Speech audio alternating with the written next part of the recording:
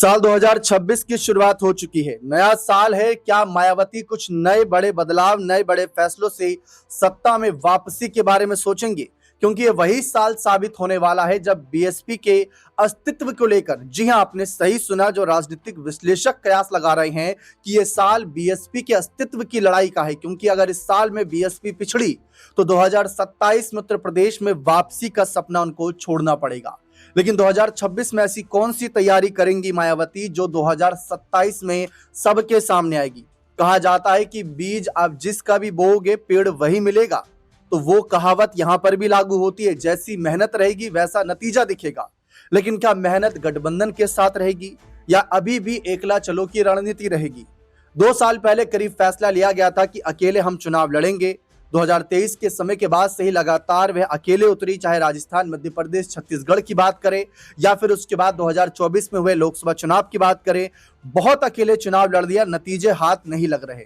यहां तक कहा जा रहा है कि बहुजन समाज पार्टी जो राष्ट्रीय पार्टी है, अगर ऐसे ही हालात रहे तो राष्ट्रीय पार्टी का दर्जा छिन जाएगा इनसे। लेकिन क्या इसी को बचाने के लिए मायावती अब कांग्रेस, सपा में से किसी के साथ हाथ मिलाकर उत्तर प्रदेश से, जहां से इस पार्टी का एक बहुत बेहतरीन निर्माण हुआ और कांशीराम जी के नेतृत्व में पार्टी ने बहुत ऊंचाइयां छुई, लेकिन आज जो हालात है, क्या उत्तर प्रदेश से ही वापसी कर पाएंगी? इसी मुद्दे पर चर्चा करते अपने खास सहयोगी अमन सर से, क्योंकि मायावती का जन्मदिन आ रहा है 15 जनवरी को सर। और मायावती अपने जन्मदिन के दिन अपने पूरे साल का बताती है लेखा जोखा कि क्या रहेगा, क्या नहीं, आगे की रणनीति क्या रहेगी, या पिछले क्या कुछ गलतियां हुई, कैसे सुधार होगा। क्या रणनीतियों में हमें आकाश आनंद नजर आएंगे या रणनीतियों में हमें कांग्रेस, सपा नजर आएगी? इसको लेकर आप क्या कहना चाहेंगे? देखिए, बिल्कुल बीएसपी के लिए मौका तो है अपने आप को रीस्टैब्लिश करने का, क्योंकि उत्तर प्रदेश में चुनाव आ रहे हैं, साल भर का वक्त बचा है। तो ऐसे में बीएसपी के पास एक तैयारी करने का जरूर अवसर है, क्योंकि आप देखेंगे कि बीते 8-10 साल से लगातार बीएसपी स्ट्रगल के दौर से गुजरती हुई दिखाई पड़ती है। कभी जो पार्टी उत्तर प्रदेश की सबसे मजबूत ताकतवर पार्टी हुआ करती थी, अपने बलबूते सत्ता में आया करती थी, आज हालात ये हैं कि उनके पास महज एक विधायक नजर आता पूरे उत्तर प्रदेश के अंदर, जो काफी ज्यादा हैरान करने वाला सबब भी है। लेकिन क्या अब वो बातें बीत चुकी हैं? क्या 2026 की बात करें तो मायावती, उनकी पार्टी एक नए सिरे से अपनी पार्टी की शुरुआत कर सकती है, एक नए सिरे से लोगों को जगाने का काम कर सकती है, अलग जगाने का काम कर सकती है। क्योंकि ये भी कहा जा रहा है कि मायावती 15 जनवरी, चूंकि उनका बर्थडे भी 70 साल की वो हो जाएंगी, उसके बाद हो सकता है कि एक बार फिर अपनी पार्टी को बुलंद आवाज के जरिए जगाती हुई यहाँ पे नजर आ जाए। लेकिन इतना भर काफी नहीं है। अब आप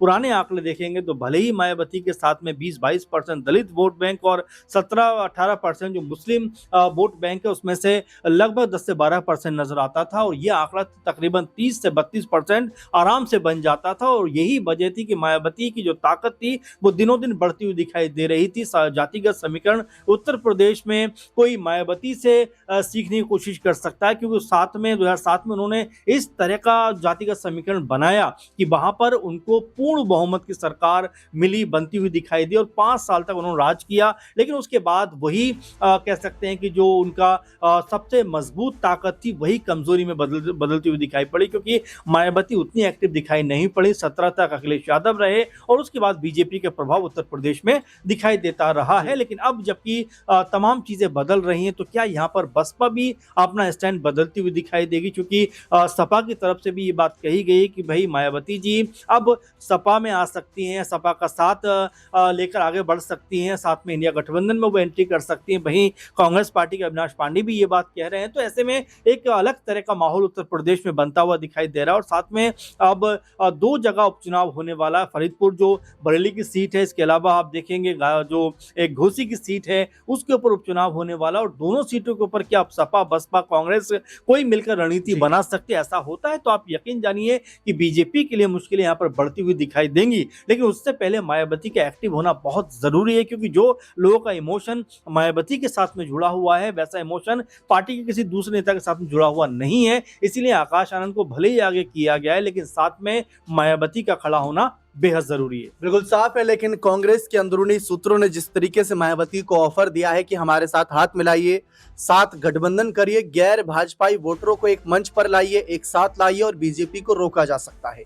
राहुल गांधी के कुछ बयान का जिक्र करना चाहूंगा। साल 2022 के चुनाव के वक्त काफी हो हल्ला मचा था कि कांग्रेस ने यानी राहुल प्रियंका ने मायावती को ऑफर दिया है कि आप हमारे साथ हाथ मिलाइए और हम आपको मुख्यमंत्री चेहरा बनाएंगे, जबकि मायावती ने कहा था कि ये झूठ बोल रही हैं, इनका ऐसा कोई ऑफर नहीं आया। साल 2024 के जब नतीजे सामने आते तो राहुल गांधी उसके कुछ समय बाद कहते हैं कि अगर मायावती की बसपा हमारे साथ होती तो 13 से 16 सीटों पर हम और खेल कर सकते थे, यानी बीजेपी को सत्ता में आने से, केंद्र की सत्ता में आने से रोक सकते थे।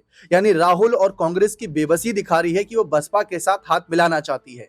उन्हें दिख रहा है कि मुस्लिम दलित का जो वोट बैंक है, जो गठजोड़ है, मायावती अब भी उसको 10% ही सही लेकिन संजोए हुए है, भले ही एक भी सीट ना मिल रही हो। और इसी पर कांग्रेस की नजर बनी हुई है, क्योंकि बसपा जिन वोट बैंक पर खड़ी हुई पार्टी है वो कभी कांग्रेस के साथ हुआ करता था। आज अखिलेश की पार्टी का एक अलग नजरिया बन चुका है, एक अलग छवि बन चुकी है, लेकिन बसपा की अलग है और कांग्रेस की अलग है। और कांग्रेस बसपा के वोट पर नजर इसी वजह से गड़ाए बैठी है। सर, एक सवाल ये रहेगा कि अगर कांग्रेस को बसपा से ज्यादा फायदा दिख रहा है और इन फ्यूचर कभी मायावती हाँ भी कर देती कि चलो ठीक है, एक बार गठबंधन तुमसे भी करके देखा जाए, क्योंकि साल 2019 में सपा और बसपा थी, कांग्रेस तब साथ नहीं थी, तो कांग्रेस के साथ आए हुए मायावती को बहुत लंबा समय हो चुका है। अगर मायावती सोचती है कि एक मौका आपको दें तो अखिलेश का क्या होगा, और क्या कांग्रेस मायावती को सीएम चेहरा बना देंगी? क्योंकि प्रियंका जो पहले उत्तर प्रदेश में एक्टिव रहती थी, अब वो तो वायनाड चले गए सांसद बनकर।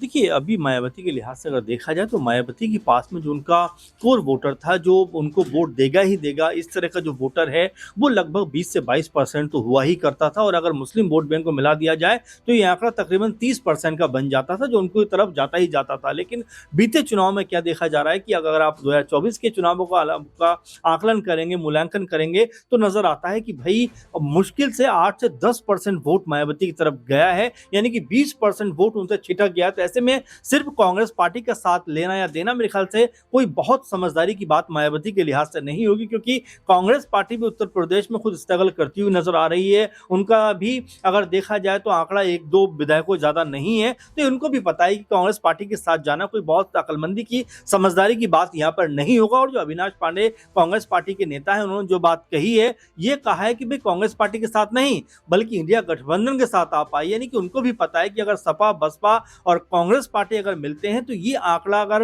हम कह सकते हैं कि जोड़ें तो लगभग 40-45% आराम से बन जाता है। और इतना आंकड़ा अगर आता है तो बीजेपी के खिलाफ एक बड़ी जीत दर्ज की जा सकती है। और ये कहने का अनुमान जो तमाम पार्टियों के नेता हैं वो लगाते हुए यहाँ पे दिखाई पड़ रहे हैं। लेकिन अब बड़ा सवाल ये बन जाता है कि क्या मायावती वाकई इंडिया गठबंधन में जाएंगी? क्या मायावती वाकई अपने आप को दोबारा तैयार करने के लिए, दोबारा अपनी पार्टी को ताकतवर बनाने के लिए इन पार्टियों को सहयोग लेंगी? लेकिन ऐसा भी नहीं है कि इससे पहले दोनों पार्टियों का गठबंधन नहीं रहा हो या कांग्रेस साथ में गठबंधन नहीं रहा हो, तमाम मौके पर रहा है। लेकिन अब स्थिति बदली हुई है, क्योंकि मायावती बीते 7-8 साल से कह रही हैं कि भाई एकला चलो की रणनीति पे हम काम करेंगे, लेकिन उसका कोई फायदा मायावती को मिलता हुआ दिखाई नहीं पड़ रहा है।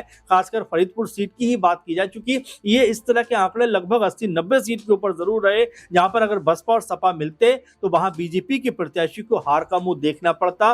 फरीदपुर में भी कुछ कमोबेश ऐसी स्थिति रही, जहां पर श्याम बिहारी जो बीजेपी के विधायक थे, जिनका निधन हुआ है, उनके पाले में आई थिंक 37,000 वोट आए। वहीं अगर बीजेपी जो सपा की बात की जाए, विजय जो खड़े हुए वहां से उनके पक्ष में लगभग 35,000 वोट आए और 2,000 से ज्यादा, लगभग 3,000 के आसपास वोटों के अंतर से चुनाव हार जाते हैं। वहीं अगर बीएसपी की प्रत्याशी शालिनी के बारे में बात की जाए तो उनको 14,000 से ज्यादा वोट मिलते। तो ये आंकड़े अमूमन उत्तर प्रदेश के 80-90 सीटों पर 2022 में दिखाई पड़े थे। और ये बात खुद मायावती को भी पता है, सपा को भी पता है कि भाई दो बड़ी पार्टियां अगर दोनों एक मंच पे आती हैं तो बीजेपी का मुकाबला करना आसान होगा। लेकिन क्या मायावती इसके लिए मानेंगी, जो लगातार कहती रही है कि भाई हमें किसी के साथ नहीं जाना है, हमें अकेले चलना, लेकिन अकेले चलकर उन्हें कुछ हासिल नहीं हो पा रहा है। तो हो सकता है यहां पर अपनी रणनीति को बदलती हुई दिखाई पड़ जाए। बिल्कुल साफ है, लेकिन अब बस कुछ ही दिनों का इंतजार है। 15 जनवरी को मायावती का जन्मदिन है, जिसको लेकर बसपा समर्थक तैयारी तो कर रहे हैं, लेकिन मायावती की तैयारी क्या है? क्या वो अपने भतीजे आकाश आनंद पर भरोसा जताकर उन्हें जमीनी स्तर पर उतारेंगी, उन्हें रैलियां, रोड शो करने के लिए कहेंगी? क्या वो भी पैदल यात्रा करेंगे? क्या वो भी अपने बीएसपी के रूठे नाराज समर्थकों को मनाएंगे? क्योंकि काफी लंबा समय हो गया पार्टी को सत्ता में रहे, तो सत्ता में आने के लिए क्या तैयारी रहेगी, इस पर फिलहाल इंतजार है। और अगर कांग्रेस चाहती है बीएसपी से गठबंधन करने के लिए तो अभी से ही अप्रोच ज्यादा करना होगा, अभी से ही माहौल बनाना होगा, क्योंकि 1 साल करीब वक्त रहा है अब यहाँ पर 2027 के चुनाव को लेकर। बने रहें चैनल के साथ, बहुत बहुत शुक्रिया।